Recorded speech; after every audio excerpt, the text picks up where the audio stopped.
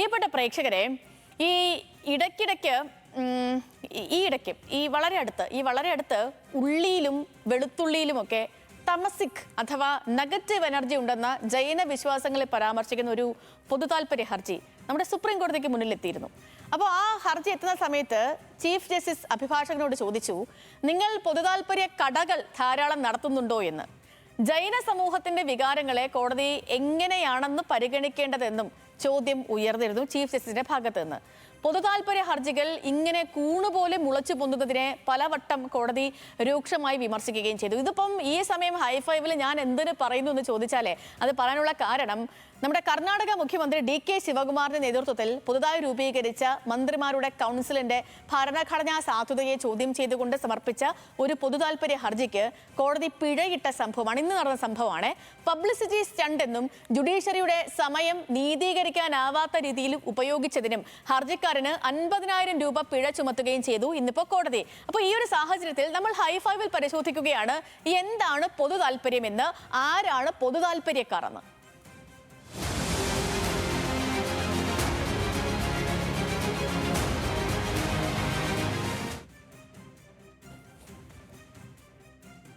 പ്രിയപ്പെട്ട പ്രേക്ഷകരെ, നമ്മുടെ ഇന്ത്യൻ നീതിന്യായ വ്യവസ്ഥയിൽ സാധാരണക്കാർക്ക് നീതി ലഭ്യമാക്കുന്നതിൽ വലിയ പങ്ക് വഹിച്ച അല്ലെങ്കിൽ പങ്കുവഹിക്കുന്ന ഒരു സംവിധാനമാണ് പൊതുതാൽപര്യ ഹർജി എന്ന് പറയുന്നത്.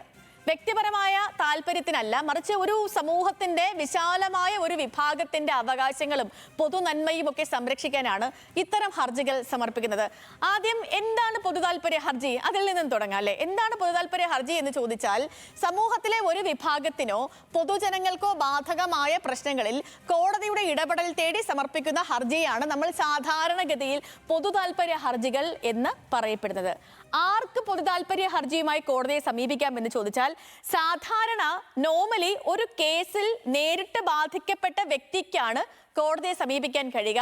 പക്ഷേ ഇവിടെ പൊതുതാൽപര്യ ഹർജിയുടെ കാര്യത്തിൽ ഒരു കേസിൽ ബാധിതരായവർക്ക് കോടതിയിൽ എത്താൻ കഴിയാത്ത സാഹചര്യമുണ്ടെങ്കിൽ പൊതുതാൽപര്യ ബോധമുള്ള ഏതൊരു പൗരനും അവർക്ക് വേണ്ടി കോടതിയെ സമീപിക്കാൻ സാധിക്കും. ഇപ്പം ഇതിന് ഉദാഹരണം പറയുകയാണെങ്കിൽ പരിസ്ഥിതി മലിനീകരണം. ഇപ്പം പരിസ്ഥിതി മലിനീകരണം ഒരാൾക്ക് വേണ്ടിയല്ല, അതിപ്പം ഒരാളെയാണ് ഡയറക്റ്റ് ബാധിക്കുന്നതെങ്കിലും ഒരു സമൂഹ പ്രതിനിധി അതല്ലെങ്കിൽ അത് കണ്ടുകൊണ്ടിരിക്കുന്ന ഒരാളെന്ന നിലയിൽ ആർക്ക് വേണേലും കോടതിയിൽ ഒരു പൊതുതാൽപര്യ ഹർജി ഫയൽ ചെയ്യാം. ഇപ്പം പൊതുജനാരോഗ്യ പ്രശ്നങ്ങൾ, അതേപോലെ സർക്കാർ ഭൂമി കയ്യേറ്റം, റോഡ് സുരക്ഷാ വീഴ്ചകൾ, അതേപോലെ തന്നെ ഇപ്പം ഈ തടവുകാരുടെയോ അതല്ലെങ്കിൽ തൊഴിലാളികളുടെയോ മനുഷ്യാവകാശ ലംഘനങ്ങൾ, കുട്ടികൾക്കും സ്ത്രീകൾക്കും നേരെയുള്ള വ്യവസ്ഥാപിതമായ ചൂഷണങ്ങൾ, പൊതുഫണ്ടിന്റെ ദുരുപയോഗം, ഇപ്പൊ ഇങ്ങനെയൊക്കെ കുറേ കാര്യങ്ങൾ ഈ ഒരു കാറ്റഗറികളിലൊക്കെയാണ് ആളുകൾ സാധാരണയായിട്ട് പൊതുതാൽപര്യ ഹർജിയുമായിട്ട് കോടതിയിലേക്ക് എത്തുക.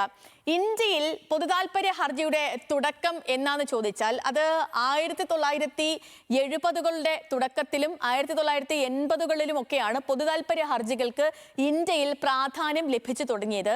ഈ ഒരു ആശയം, പൊതുതാൽപര്യ ഹർജി എന്ന് പറയുന്ന ഒരു ആവശ്യം വികസിപ്പിക്കുന്നതിൽ സുപ്രീം കോടതി ജഡ്ജിമാരായ justice PR Bhagwati, justice VR Krishna Iyer എന്നിവർക്ക് നിർണായകമായ പങ്ക് ഉണ്ടായിരുന്നു. നമ്മുടെ സമൂഹത്തിലെ പിന്നാക്ക വിഭാഗങ്ങൾക്കും ദരിദ്രർക്കും കോടതിയുടെ വാതിൽ തുറന്നു കൊടുക്കുക എന്നതായിരുന്നു പൊതുതാൽപര്യ ഹർജിയിലൂടെ ലക്ഷ്യം വെച്ച കാര്യം. ഇനി ആർക്കൊക്കെ പൊതുതാൽപര്യ ഹർജി നൽകാമെന്ന് ചോദിച്ചാൽ, നോക്കൂ, ഏതൊരു ഇന്ത്യൻ പൗരനും പൊതുതാൽപര്യ ഹർജി കോടതിയിൽ സമർപ്പിക്കാം എന്നുള്ളതാണ്. മാത്രമല്ല, സാമൂഹിക പ്രവർത്തകർക്ക് പൊതുതാൽപര്യ ഹർജി സമർപ്പിക്കാം, സന്നദ്ധ സംഘടനകൾക്ക് NGOകൾക്ക് പൊതുതാൽപര്യ ഹർജിയുമായി കോടതിയിൽ പങ്കുചേരാം, ട്രസ്റ്റുകൾക്കും മറ്റ് ട്രസ്റ്റുകൾക്കും അതേപോലെ തന്നെ പൊതുതാൽപര്യ വിഷയത്തിൽ ഇടപെടുന്ന സംഘടനകൾക്കുമൊക്കെ പൊതുതാൽപര്യ ഹർജിയുമായിട്ട് കോടതിയെ സമീപിക്കാം. എന്നാൽ ഹർജി നൽകുന്നയാൾക്ക് വിഷയം സംബന്ധിച്ച് ആത്മാർത്ഥമായ ഒരു പൊതുതാൽപര്യം ഉണ്ടായിരിക്കണം. ഇപ്പം ഒരു സാധനം കണ്ടു എന്ന് പറഞ്ഞിട്ട് ചുമ്മാ പോയൊരു പൊതുതാൽപര്യ ഹർജി കൊടുക്കാം, അങ്ങനെയല്ല. എനിക്ക് ആ വിഷയത്തിൽ ആത്മാർത്ഥമായ ഒരു താല്പര്യം ഉണ്ടെങ്കിൽ മാത്രമേ എനിക്ക് പൊതുതാൽപര്യ ഹർജിയുമായിട്ട് കോടതിയെ സമീപിക്കാൻ കഴിയൂ.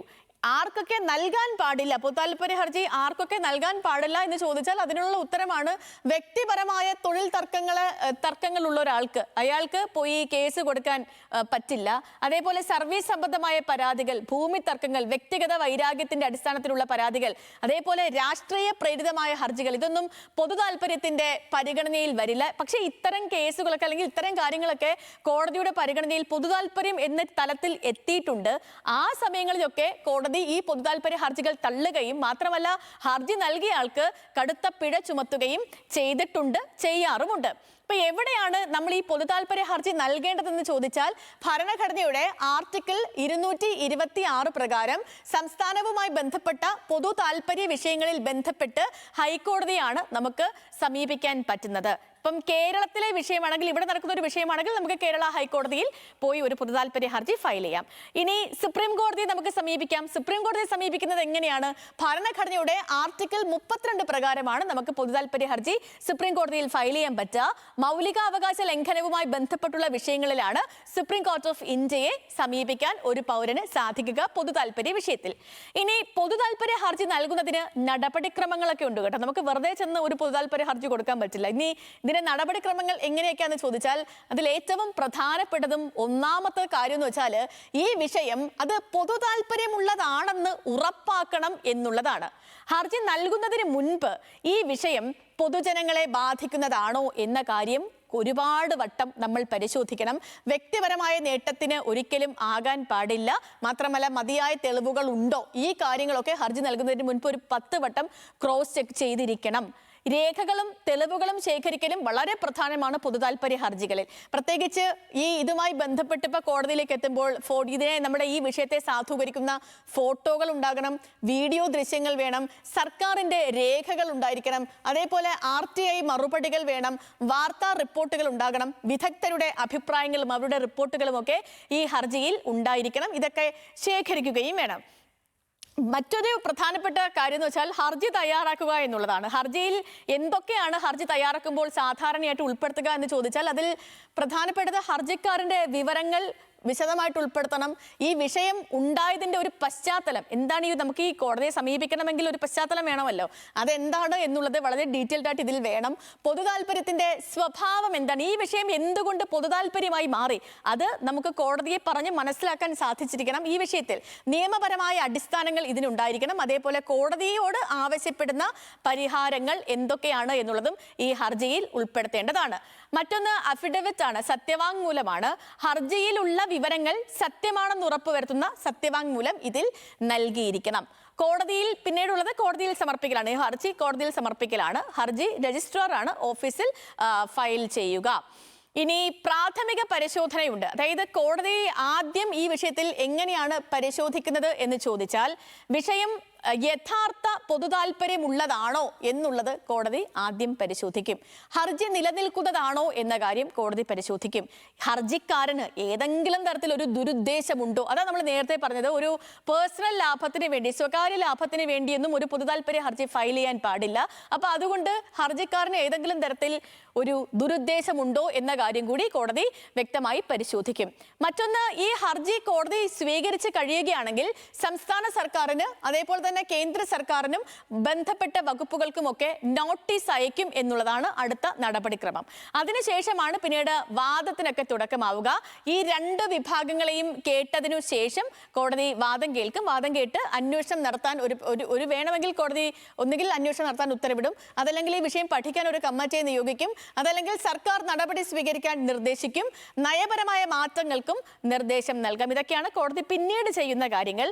കോടതിക്ക് നൽകാനാവുന്ന പൊതു താല്പര്യ വിഷയങ്ങളിൽ കോടതിക്ക് നൽകാൻ പറ്റുന്ന ഉത്തരവുകൾ, ഒന്ന് റോഡുകൾ സുരക്ഷിതമാക്കാനൊക്കെ ഒരു നിർദ്ദേശം, റോഡുമായി ബന്ധപ്പെട്ടതാണെങ്കിൽ അത് റോഡ് സുരക്ഷിതമാക്കാൻ നിർദ്ദേശിക്കുക, മാലിന്യ നിർമ്മാർജ്ജന നടപടികൾ, അതേപോലെ അനധികൃത നിർമ്മാണങ്ങൾ പൊളിക്കൽ തുടങ്ങിയ നിർദ്ദേശങ്ങളൊക്കെ കോടതിക്ക് നൽകാം. മനുഷ്യാവകാശ ലംഘനങ്ങൾ, നഷ്ടപരിഹാരം പറയാം, അതേപോലെ പരിസര സംരക്ഷണ നടപടികൾ പറയാം, സർക്കാർ സംവിധാനങ്ങളിലെ പരിഷ്കാരങ്ങൾ, അതേപോലെ ഈ കാര്യങ്ങളൊക്കെ ആവും പ്രധാനമായിട്ടും. ഇതൊക്കെയാണ് പൊതു താല്പര്യ വിഷയമായിട്ട് കോടതിയുടെ പരിഗണനയിലേക്ക് വരിക. എന്താണ് പൊതു താല്പര്യ ഹർജിയുടെ പ്രാധാന്യം എന്നുകൂടി നമുക്കൊന്ന് പരിശോധിക്കാം. ഇപ്പൊ ഈ പൊതു താല്പര്യ ഹർജികൾ ഇന്ത്യയിലെ നീതിന്യായ വ്യവസ്ഥയെ ജനകീയമാക്കിയിട്ടുണ്ട്. ഇപ്പൊ കോടതിയിൽ എത്താൻ കഴിയാത്തവരുടെ ശബ്ദമായിട്ട് പൊതു താല്പര്യം മാറി. പരിസ്ഥിതി സംരക്ഷണം, അതേപോലെ മനുഷ്യാവകാശങ്ങൾ, തടവുകാരുടെ അവകാശങ്ങൾ, ബാലവേല നിരോധനം തുടങ്ങിയ മേഖലകളിലൊക്കെ നിർണായക വിധികൾക്ക് വഴി ഒരുക്കിയത് ഈ പൊതു താല്പര്യ ഹർജികളാണ്. ഇതിന് വിമർശനങ്ങളും വെല്ലുവിളികളുമുണ്ട്. ഇപ്പൊ പൊതു താല്പര്യ ഹർജി ചിലപ്പോ ഇത് രാഷ്ട്രീയ ആയുധമാക്കി ഉപയോഗിക്കപ്പെടുന്നു എന്നുള്ളത് ഇതിന്റെ വിവാദവും അല്ലെങ്കിൽ വിമർശനവും വെല്ലുവിളിയും എന്ന ഗണത്തിൽ നമുക്ക് ഉൾപ്പെടുത്താം. വ്യക്തിപരമായ പ്രതികാരത്തിനായി സമർപ്പിക്കപ്പെടുന്നു, കൊച്ചിയിൽ അതൊക്കെ വ്യക്തിപരമായ പ്രതികാരത്തിന് വേണ്ടി സമർപ്പിക്കപ്പെടുന്നു. അതേപോലെ തന്നെ കോടതികളുടെ സമയം പാഴാക്കുന്നു എന്ന വിമർശനങ്ങളും ഒക്കെ ഉണ്ട്. അപ്പൊ അതുകൊണ്ട് തന്നെ സുപ്രീം കോടതിയിലും ഹൈക്കോടതികളിലും ഒക്കെ ഇപ്പോൾ പൊതുതാൽപര്യ ഹർജികൾ കൂടുതൽ സൂക്ഷ്മമായി പരിശോധിച്ച ശേഷമാണ് സ്വീകരിക്കുന്നത്. സമൂഹത്തിലെ സാധാരണക്കാർക്ക് നീതി ലഭ്യമാക്കാൻ ഇന്ത്യൻ നീതിന്യായ വ്യവസ്ഥ ഒരുക്കിയ ഏറ്റവും ജനാധിപത്യപരമായ സംവിധാനങ്ങളിൽ ഒന്നാണ് പൊതുതാൽപര്യ ഹർജി എന്ന കാര്യത്തിൽ തർക്കമൊന്നുമില്ല. നേരിട്ട് ബാധിക്കപ്പെടാത്ത ഒരാൾക്കും പൊതുനന്മയെ മുൻനിർത്തി കോടതിയെ സമീപിക്കാം എന്നതാണ് ഇതിന്റെ എടുത്തു പറയേണ്ട പ്രത്യേകതയും. പക്ഷേ